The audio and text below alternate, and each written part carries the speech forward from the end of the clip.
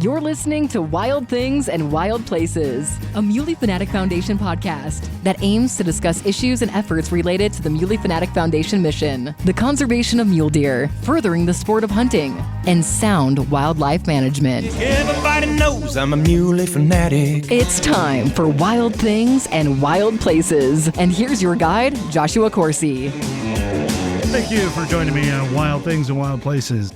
I cannot tell you how excited I am to be able to have today's guest and to talk about a topic that I knew someday, I hoped someday we could get to this point. But if I'm being honest, I'll tell you straight up, I did not know it would occur at the end of 2023 to be able to bring this great news to you. This is monumental. This is huge. This is one of those topics and one of those debuts of information that I believe to be career defining, and none better to join me than someone who I think will be able to carry this as one of the most proud accomplishments and achievements of her career. And I am talking about Deputy Director Angi Bruce with the Wyoming Game and Fish Department. And of course, I'm alluding to the fact that the recent announcement of the federal government putting up $24+ million to help bring the Kemmerer Wildlife Crossing project to fruition. Deputy Director Bruce, thank you for your time. Thanks for having me on today. Incredible, correct? I think everybody's probably still in shock. Yeah, I think I still am, and you are right. This is extremely exciting to hear that we were fully funded for this crossing project. Wyoming should be extremely proud of their work because this is a huge team of folks working on this, and not just me. But it is extremely rewarding to have the Federal Highway Administration recognize all the work that Wyoming has done by fully funding our request.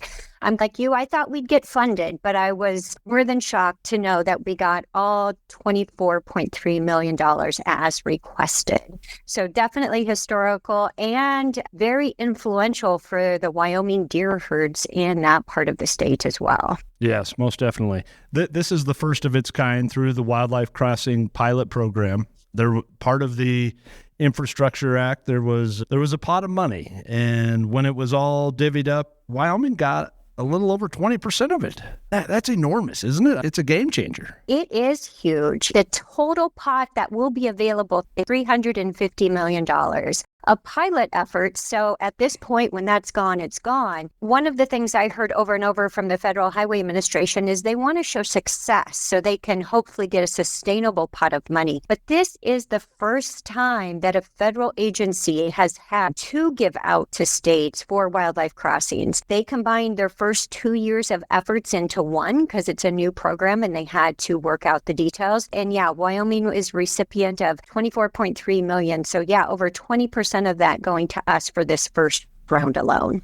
Yeah, gosh, I lack the vocabulary to express how huge and enormous this really is. These projects, as we know, as we've been involved in fundraising efforts for two of the more prominent wildlife crossing projects in the state, Casey to Buffalo and then LaBarge to Big Piney. And you know, when you get going on this, you better fasten your seatbelt and know that it's a marathon, not a sprint. It's going to take some time, and it may be a decade. It may be a decade and a half, but you got to be in for the long haul because these are expensive, but they're expensive for a reason, and there is a lot that goes into it. It's not just the 5 underpasses and the 1 overpass that'll make the impact. It's all of the fencing. It's all of the engineering. It is a huge, enormous project to the point of what's the total cost on this project? I know the Fed's contribution, $24.3 million, is only a portion of it. But overall, this is approaching a $40 million project, is it not? Yes, absolutely, Josh. Just under 40, around $37.4 million.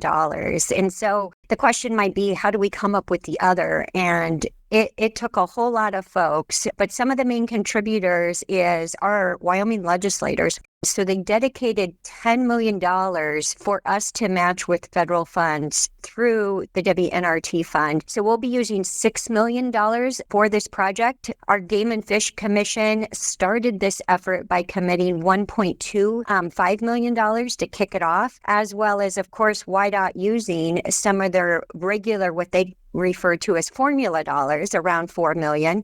But then not to forget what I think is the most powerful piece of all of this, which is just about $1 million that our wildlife fund has brought together from numerous donors. Nothing's too small. We have $1,300 donations and we have $400 donations by a suite of organizations and private companies such as Terra Power itself and Muley Fanatics. You guys, $100,000 from a combination of your Virginia chapter and your headquarters chapter. All of these are so important, but they also show the amount of interest and the amount of commitment from Wyoming Knights. I think we had over 25 support letters in this application. So there's just a lot of folks really understanding the power of these crossings and what they contribute to wildlife in Wyoming. Yeah, that is truly the flavor of the day, collaboration and folks coming together to work on a common goal. When you talk about this project specifically, Director Bruce, and the application process, I understand that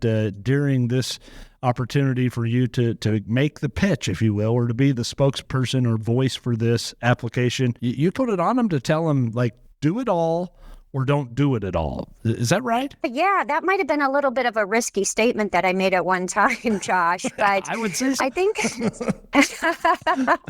so. Absolutely. So we have known by past awards in different situations that a lot of federal agencies want to spread the love out across the United States, and we get that approach. But when it comes to wildlife crossings, that can make things quite difficult in numerous ways. One, if they don't fully fund our ask, we've got to rapidly go out and fundraise further and find other sources. And it's not just a few 100,000, we're looking at millions. Very difficult to do in the scope and time frame they give us. Secondly, I always say you can't build half an overpass, right? And so phasing it in and showing a success, we want to complete an entire stretch of the road. In this case, it's 30 miles, Interstate 80 and north on 189. And if we would only do part of it with the hope of doing part of it later, we're not going to show that 80 to 90% success rate of lowering collisions like the public has learned to know and understand. It could jeopardize our reputation with these crossing projects. We want to go in there, do the whole project, and show success. The message to the Federal Highway Administration is just give us the whole ask or don't fund us, because we don't want to jeopardize our reputation. We want to do a successful project. Yeah, that was bold. That was very bold, but I agree. I mean, if you can't build a half of an overpass, and if you're going to do it right, and when you're talking about a pilot program, you need a poster child. You need something that you can point to and says, see, this was fiscally responsible. This was a good investment. It is worth all the time, equity, and sweat hours that went in to bring this project to its completion, because these work and you can quantify their success day one. It's amazing. No, I'm so glad you were in a position to do that. That's true leadership right there. And my hat's off to you. I applaud those efforts. This particular area in this project, 5 underpasses, 1 overpass, it has been deemed the priority for the state of Wyoming in regards to wildlife crossings at this given time. However, I think it's worth noting this also is the forward thinking of where Wyoming is in the driver's seat. Leading the way is that we have this list, right? Like, we have priorities that have been identified, and we're just going after them one after another. This one is going to meet its financial goals, and construction will begin sometime here in the next couple of years, and it'll take a few years to get it complete, but then there'll be a next one in queue, right? That's the plan. You're exactly right, and I really liked how you summed that up. This is really a Wyoming plan. It's not a game and fish plan, or it's not a Wyoming DOT plan. It was really a Wyoming plan that we have. A lot of other states I'll see where they can rally around a single project and have great success. But what we've really rallied around and incorporated a comprehensive plan for the state, looking at all state roads, prioritizing, identifying the hot spots, and then, like you said, listing priorities, going after one after another. All of this new momentum, we've been working on crossings back since the 1950s. Our regional staff work every day closely with their DOT counterpart out in the field to make improvements to roadways. But we really saw a lot of momentum after we hosted the Wildlife Summit in 2017, where a lot of folks really stepped up to the plate to help. We had over 140 folks in a room for a few days that discussed where should these priority projects be? What should this look like? And so we've identified identified 240 sites in the state. Out of those, about 40 of them are large projects, really large projects because the price tag is large, such as this one. And so we've pulled those out to collectively work on them one by one to search for funding and to implement. And we've been very fortunate that we just had a ribbon cutting. Josh, thank you for being there for the Dry Piney project, also on 189, and then just finishing up a project on Interstate 25. And so this is our third one since we've had this renewed commitment in momentum building. But already I'm being asked and looking down the road is which one is next as well. So we will continue to look for funding. This funding opportunity from the federal government will be available in the coming years as well. So we will actively start planning and deciding which project we will be submitting next year.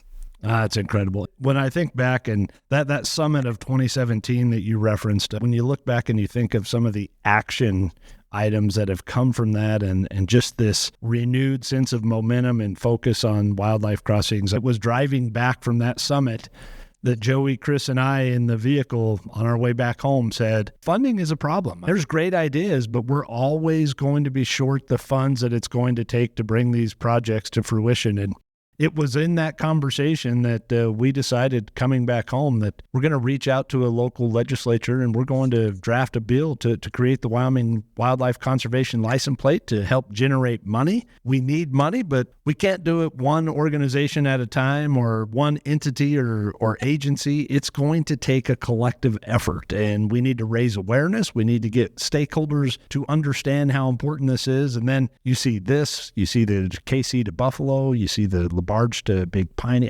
It can all be traced back to the 2017 summit. And I think that's just a good testament of the greatest resource in Wyoming is our people. It is coming together and figuring things out. Exactly, Josh. That story you just told about the license plate just really makes me smile because you're exactly right. That license plate is so powerful.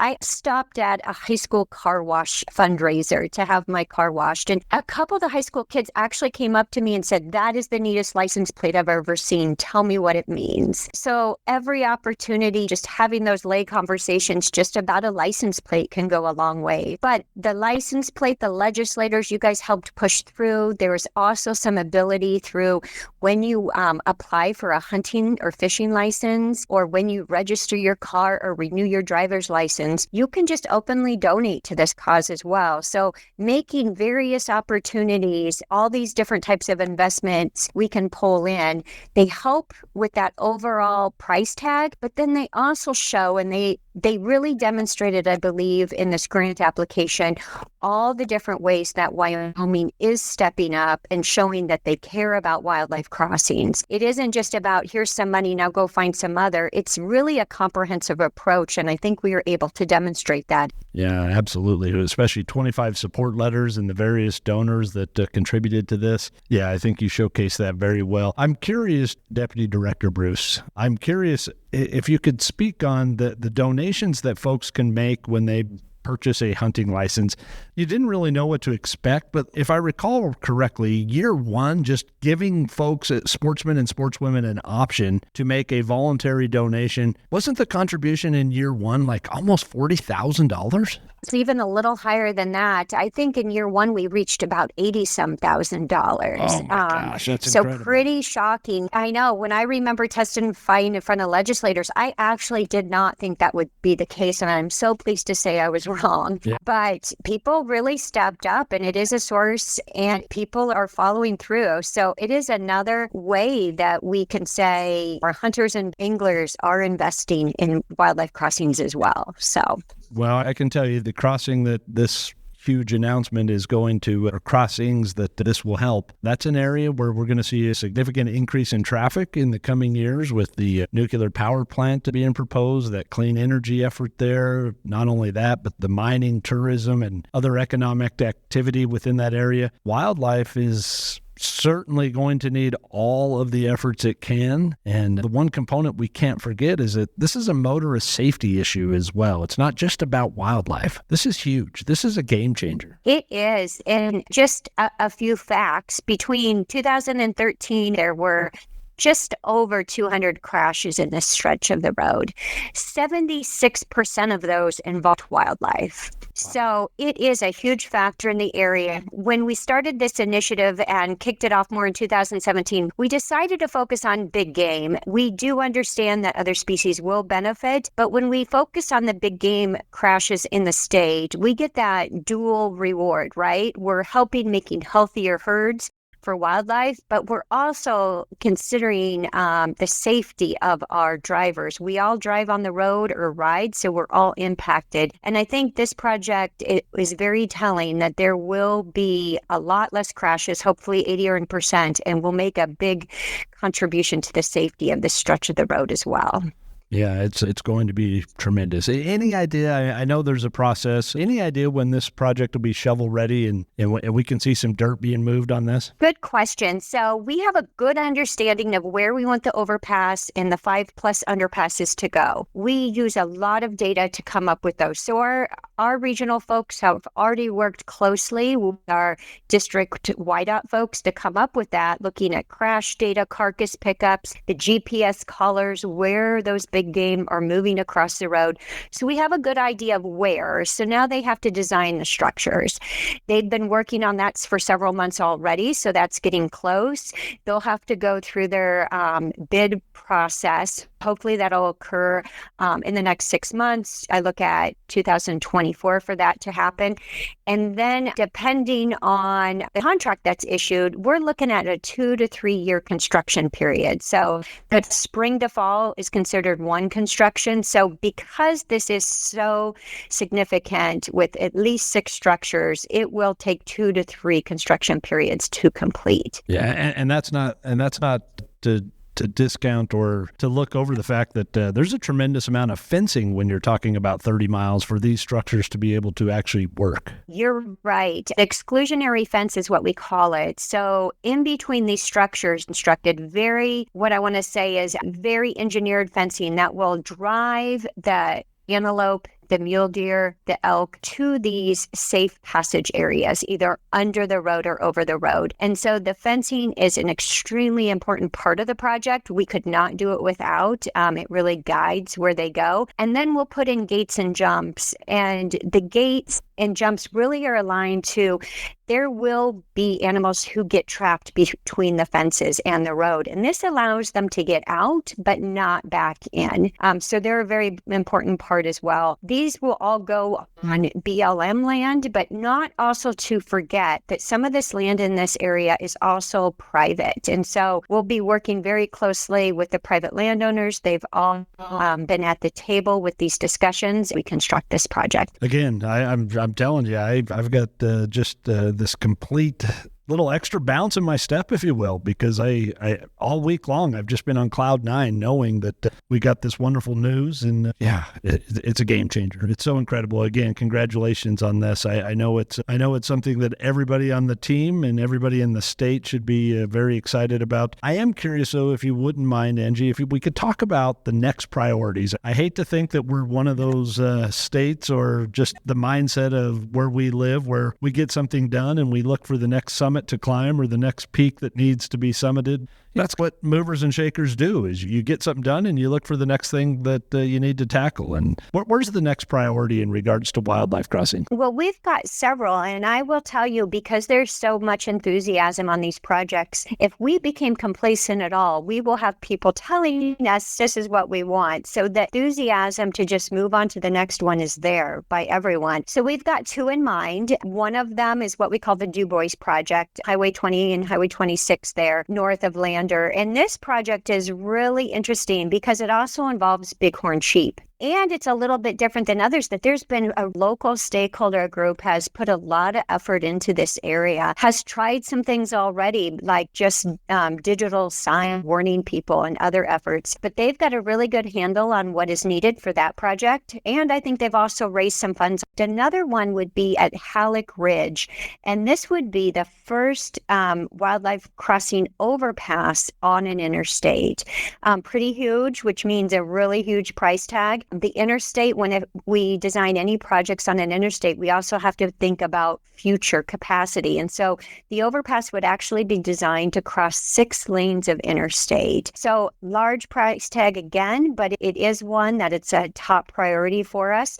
And we have 2. We always like to be thinking about what's 3 and what's 4. So I think it's probably time for us to go back to that list and think of what opportunities there are to start looking at a few others as well. Boy, that Highway 2026 DuBois one, the need has certainly been well documented. Gosh, to think about the Halleck Ridge on I-80 and 6 lanes of interstate, 1 overpass. Is there a cost estimate? Is that $50 million? What does something like that cost? That's enormous. Yeah, I think I estimated pre-COVID about $30 million. And so I think we're 40 probably now, maybe even 50. We're probably looking at a $50+ million project for that interstate area. Yeah, that's definitely going to take some federal participation and partnership. The beautiful thing about this is that when you have this pilot program that you just have been alluding to and we've been talking about here today, is this can be the poster child of success that will help all of these other potential projects down the road have not only the support, but also have some of the financial contributions from so many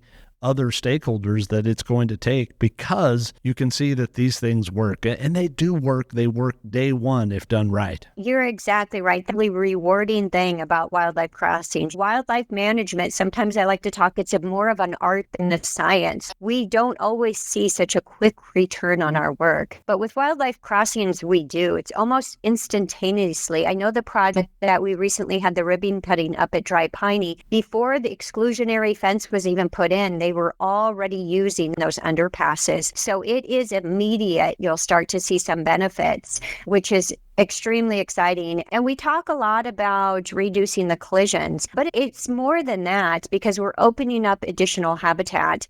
I remember prior to some of the data, prior to doing the large overpasses for pronghorn up at Trappers Point, our record showed in that stretch there was about 30 collisions a year for pronghorn. Those overpasses, I think we've all seen the videos. There's thousands of pronghorn using them. So what I'm telling you is that the benefits to the herd are tenfold than just those amount of crashes. It really aids them in getting additional forage, free movement, safe movement, taking those additional pressures off them. We all know mule deer have a lot of pressures on them, and this is alleviating one of the most pressure that they feel daily by crossing the highway. Well said.